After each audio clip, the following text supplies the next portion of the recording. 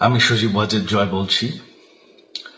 আপনারা জানেন এই গত কয়েক সপ্তাহ ধরে আমাদের বাংলাদেশের যে গন্ডগোল সংকট চলছে, এই যে ছাত্রদের কোটা বিরোধী আন্দোলন, কোটার বিরুদ্ধে আমরাও ছিলাম। শুরুর থেকেই আমাদের সরকার কোটা সরিয়ে দিয়েছে, আমাদের সরকার তাদের সম্পূর্ণ দাবি মেনে নিয়েছে। এটা আদালতের একটা রায় ছিল, এটা আমাদের সরকারের করা ছিল না। তাও আমরা অ্যাপিল করে দ্রুত এই কোটা তুলে দেই। তাতেও আন্দোলনকারীরা সন্তুষ্ট না। আমরা তাদেরকে আলোচনায় ডেকেছি, আমরা একটা জুডিশিয়াল কমিশন করেছি, যে সংঘর্ষে যে হত্যাকাণ্ড হয়েছে সেটার বিচারের জন্য। অনেক পুলিশ অফিসার যারা অতিরিক্ত ফোর্স ইউজ করেছে তাদেরকে আমরা সাসপেন্ড করেছি। তাতেও এই আন্দোলনকারীরা সন্তুষ্ট নয়।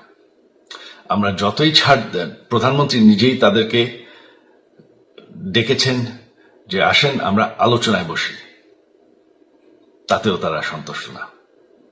আমরা যতই ছাড় দিতে থাকি, যতই তাদের দাবি মেনে নিতে থাকি, তারা কিছুতেই সন্তুষ্ট না, তারা খালি দাবি বাড়িয়ে যাচ্ছে। এখন দাবি হচ্ছে যে সরকারের পতন। তবে সরকারের পতন হওয়ার পর কি হবে, কি হবে এটা কেউ ভেবেছে? আমরা বাংলাদেশে গণতন্ত্র রক্ষা করে রাখতে চাই। সরকার পতন করে নতুন সরকার আসার সাংবিধানিক অনুযায়ী শুধুমাত্র একটি উপায় আছে, সেটা হচ্ছে নির্বাচন। আমাদের সুপ্রিম কোর্ট রায় দিয়েছে যে কোনো অনির্বাচিত সরকার 1 মিনিটের জন্য ক্ষমতা নিতে পারবে না। তো তাদের এই নির্বাচনের দাবিও যদি আমরা মেনে নেই, তো তারা তো এই পর্যন্ত কোনো দাবি, আমরা যত দাবিতেই রাজি হয়েছি তারা তাদের দাবি বেরিয়ে যাচ্ছে। তার মানে কি, আমরা যদি এখন এই নির্বাচন সরকার পতনের দাবিও মেনে নেই, তারা তখন দাবি করবে যে না, এই সরকারের আন্ডারে এই নির্বাচন আমরা মানব না।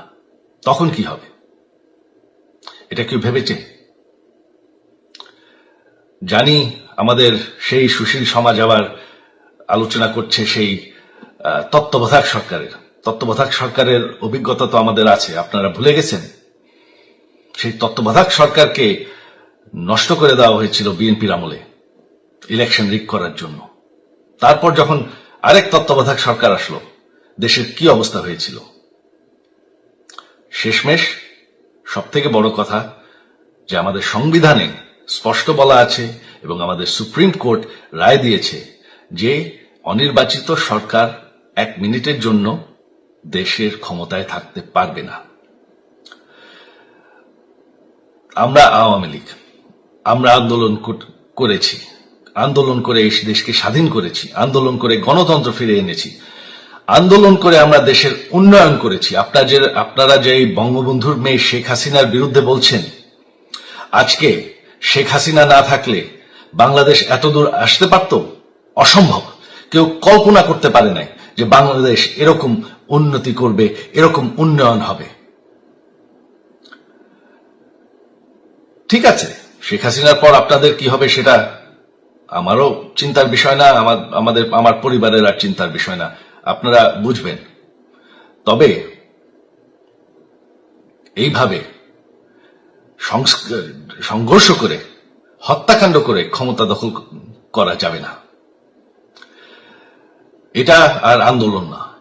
যখন পুলিশ হত্যা করা হচ্ছে, নিরীহ মানুষের উপর হত্যাকাণ্ড চলছে, মানুষের বাসায় আগুন দেওয়া হচ্ছে, জার্নালিস্টদেরকে হত্যা করা হচ্ছে, এটা হয়ে গেছে সন্ত্রাস। আর সন্ত্রাস মোকাবেলা শুধুমাত্র একটি ভাবে করা যায়। আমার অনুরোধ, আমাদের ল এনফোর্সমেন্ট, আমরা অনেক ধৈর্য ধরেছি,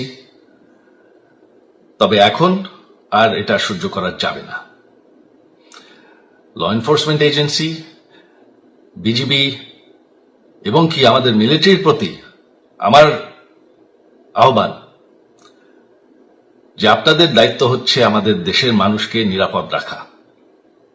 এবং আমাদের দেশকে নিরাপদ রাখা, আমাদের দেশের সংবিধানকে নিরাপদ রাখা, সংবিধানকে রক্ষা করা।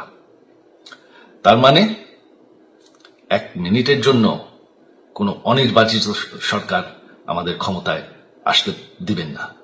এটা হচ্ছে আপনাদের দায়িত্ব, কারণ সেইটা হলে আমরা আবার পাকিস্তানের মতন হয়ে যাব। আমাদের এই যে 15 বছরের উন্নয়ন সব শেষ হয়ে যাবে। বাংলাদেশ এর থেকে আর কোনোদিন ফিরে আসবে না। আমিও সেটা চাই না, আপনারাও সেটা চান না। আমি সজীব ওয়াজের জয় যতদিন আমার পক্ষে সম্ভব আমি সেটা হতে দেব না।